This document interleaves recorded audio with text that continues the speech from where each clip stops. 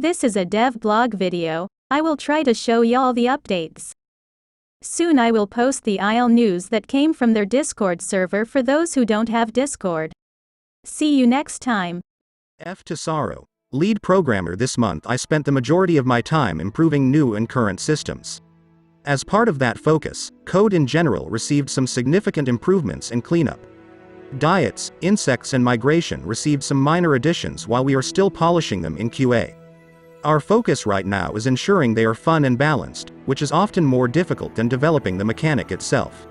You'll be glad to know that corpse detection is now far more reliable, and we added rigged skeletons, generics for now, which will allow them to be carried or dragged. In combination with shaders, VFX and organs, this can be really macabre. Hardened fruits like coconuts now have a chance to fall from trees and open upon impact with the ground, allowing animals ill-equipped to break them to have an opportunity for sustenance. Added the death screen from Legacy, with some improvements made to the loading screen and performance of the HUD UI in general. Added new camera behaviors that interact with certain abilities like eating, drinking, pickup and just movement in general.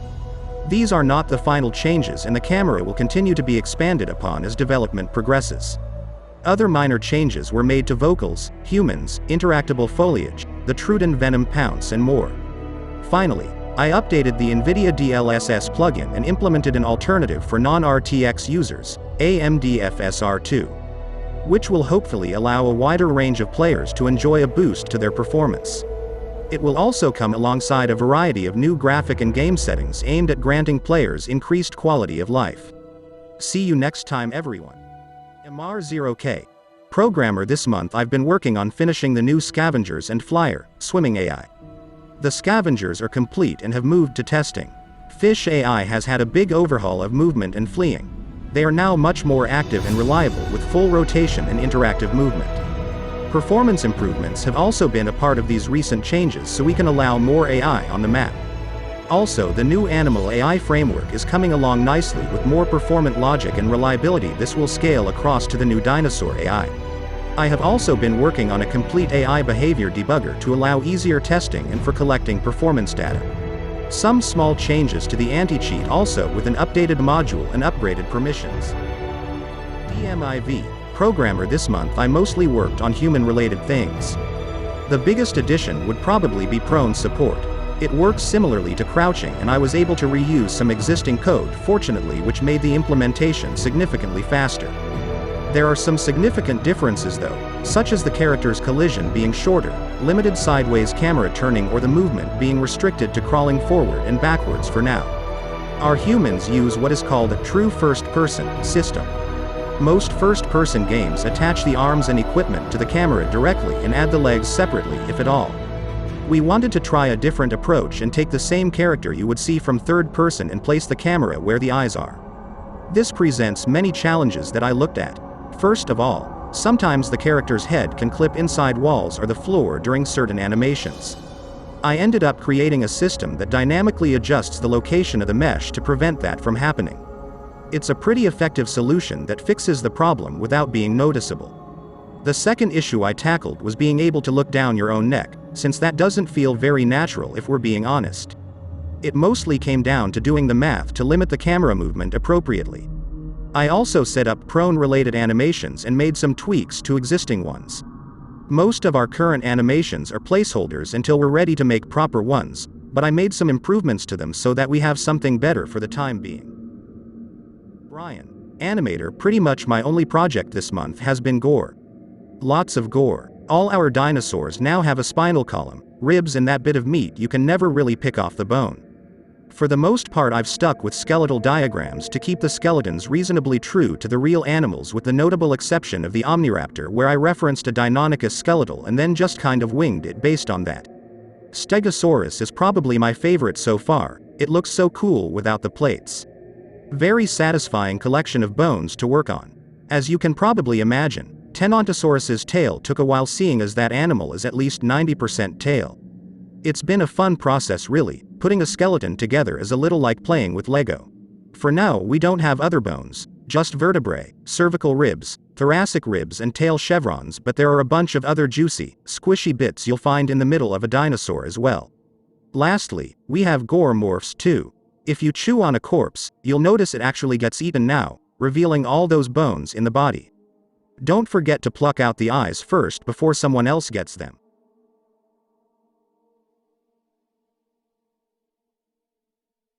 Visual Tech 48 to 3D Environment Artist this month was a wild prop one yet again. I've first added the portable generator, which will be used heavily by the humans while restoring bases. It needs fuel, of course, duh, but it's an essential to any new human settlement.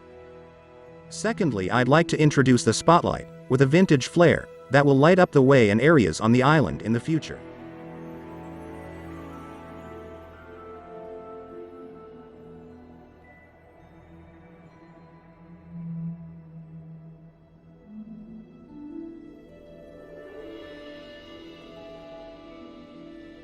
With alongside it I've wrapped up and finished the large searchlight. Hint, it will be movable.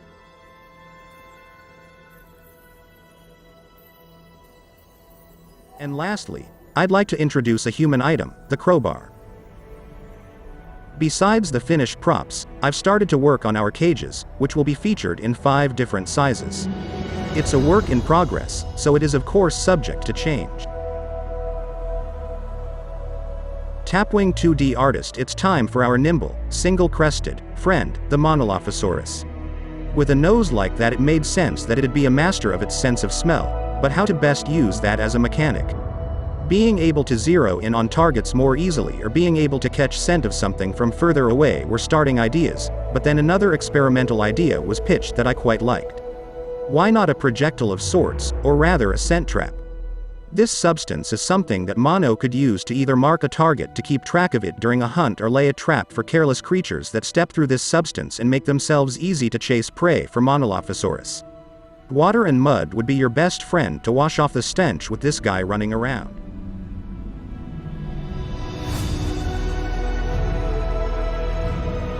Wedge. Sound designer, I started this month with a continuation of the progress on Bapiausaurus vocal sounds, some more supplementary sounds such as vomit and death vocals. Additionally, I worked on some sounds for the juvenile stage, including its underwater vocals and some of its attacks.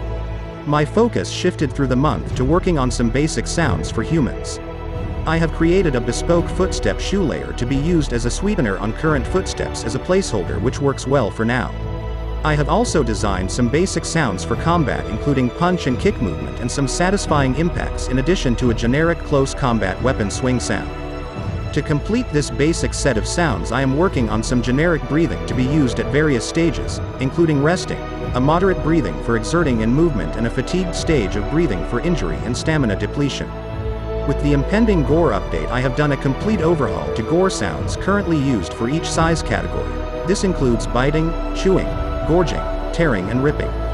All these sounds already existed and could be heard through actions such as eating or grabbing meat, but have been replaced with new sounds intended to be more visceral and weightier. I've also been giving Truden a bit more attention, improving some of its existing sounds such as its bite vocal and sniffing sounds. In addition, I've been designing some new vocals to complement the venom mechanic with a unique vocal, each increasing in intensity, to signal each stage of the envenomation process. As always, along with active progress, I've put some time into minor QOL adjustments and bug fixes, some of the more significant being updated deep mud footsteps to be used in mud pits, ensuring all ambient AI animals produce footstep sounds, and improving wing flap sounds for Pterodactylus.